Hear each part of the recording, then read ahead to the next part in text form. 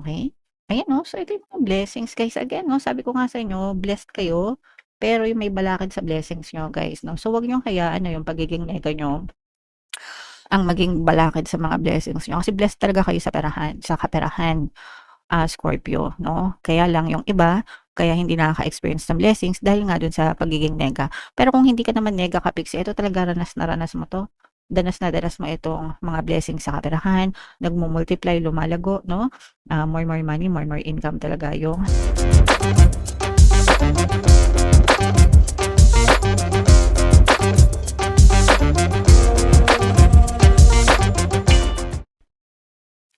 hello guys, hello Scorpio, welcome back to Pinoy Pixie Tarot. Ang pamagat ng episode natin for tonight is mid-month kapalaran para ngayong April 16 to 30 para sa Scorpio, Sun, Moon, Rising Sign, and Venus.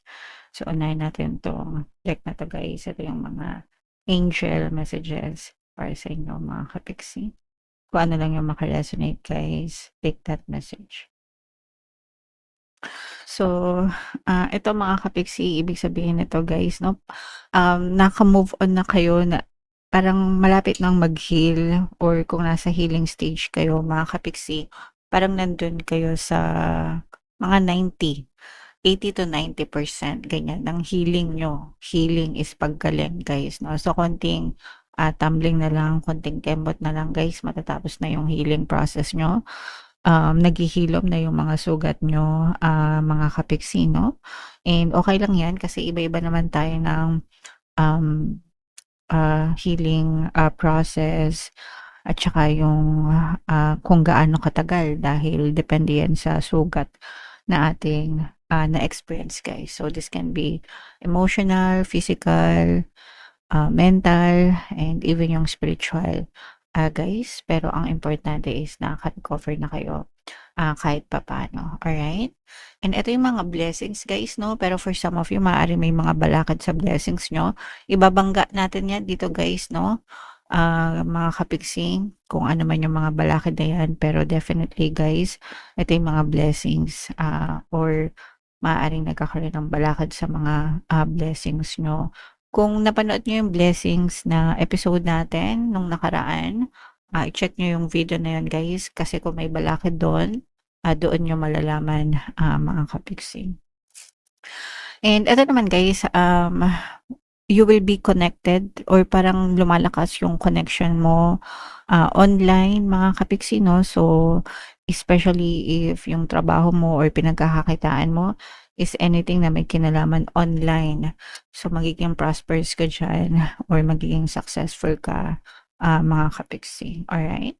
And sa panahon ngayon guys, malakas ang kitaan online. So, basta marunong kayong mag-utilize, marunong kayong um, gumanap or marunong kayong gumamit ng resources online, Scorpio. Alright? Okay, so comment down below guys if feeling no naka-resonate kayo dyan. So, shuffle natin to, Scorpio. Ito naman yung sa love. Tingnan naman natin yung love energy sa inyong mga relationship. Ito guys, no, ito yung magre-resonate sa mga single or sa mga naghahanap ng karelasyon, no? Pwedeng nasa talking stage pa lang kayo or lumalabas-labas pa lang, wala pang spark ng romantic feelings, parang friendly date, ganyan-ganyan. And okay lang yan, samantalahin nyo guys, no? Para makilala nyo yung personality or yung pagkatao ng person bago kayo pumasok sa isang relationship, mga kapiksi. Ito naman guys, may tumatakbo sa relationship, no? Running away, hindi committed mga kapiksi. Pwedeng ikaw ito, pwedeng ito yung person mo. Hindi ready, ayaw mag-commit sa relationship guys. Or pwedeng ayaw na sa relasyon. Kaya tumatakbo na palayo mga kapiksi. Pwedeng na-ghosted ka na rin guys, no? Nitong person na to, mga kapiksi, or pwedeng kayo yung ng ghost guys, okay? And eto na, this is death pagdating sa relationship.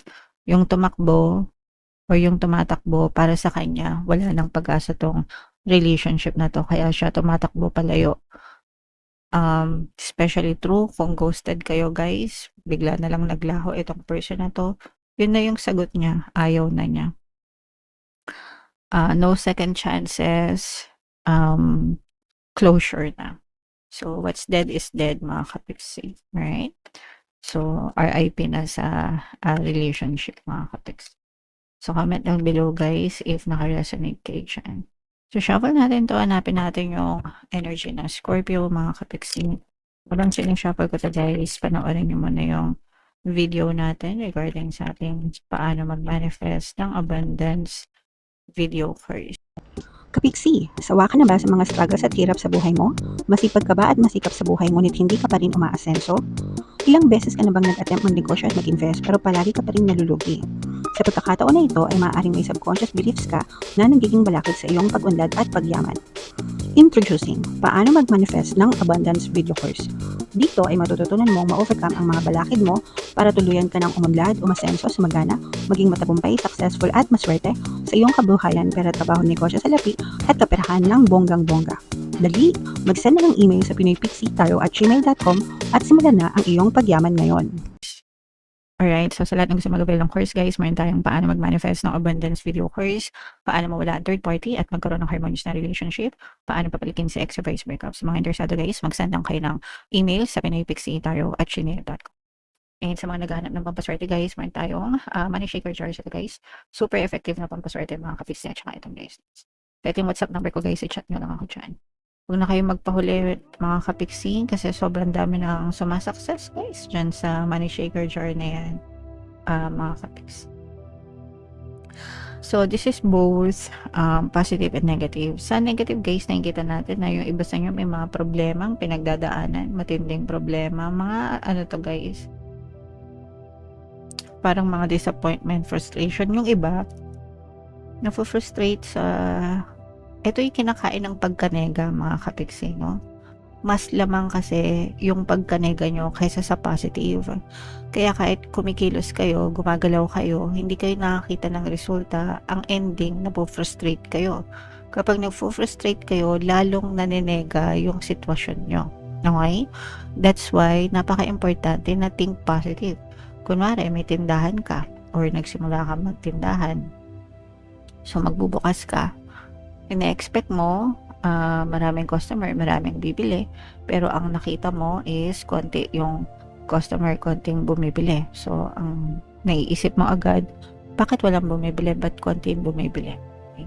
Next day, gano'n na naman, ang iniisip mo na naman, baka kagaya kahapon, konti bibili, konting customer, viola.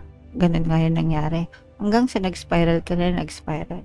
So, hindi pwedeng, ito yung sinasabi ko sa inyo palagi, guys, na hindi pwedeng may gagawin ka sa physical reality mo, pero ang isipan mo ay nega, okay, o kaya naman, bibigyan mo ng negative na kahulugan agad yung nakikita mo, mag-i-spiral ka talaga sa nega. And kapag nag-spiral ka sa nega, yung resulta mo, negative din, mga kapiksi.